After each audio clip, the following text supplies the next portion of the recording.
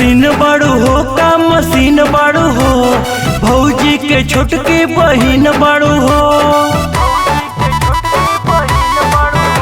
हसीन बाड़ू हो का मसीन बाड़ू हो, भौजी के छोटकी बहिन बाड़ू हो। तुम्हें हक कुल भौजी के देवर के बाद चिखता साली तनी अपन उठलाली, टेस्ट करी कौना फ्लेवर के बा।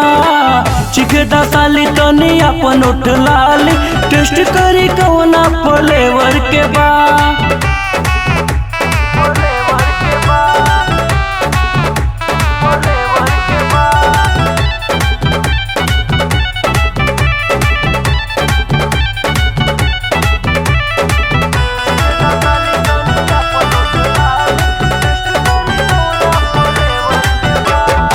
लड़का के भाई है हम कुंवारे साली, कहूँ बाड़ू कुंवारे हो। करला न हमरा से सेटिंग आके, मिले आइब दुआरे हो।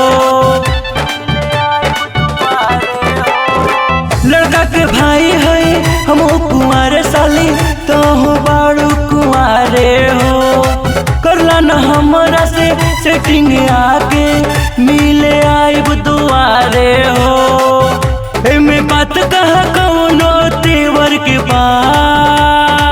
चिखता साली तनी अपन उठलाली, टेस्ट करी कौना फ्लेवर के बा।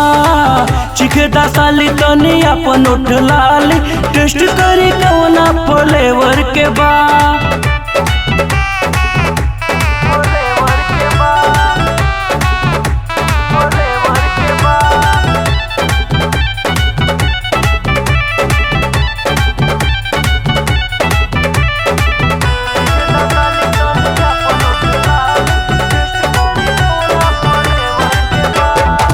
अजना तो कल बनबू तू साली, के करो घर वाली हो।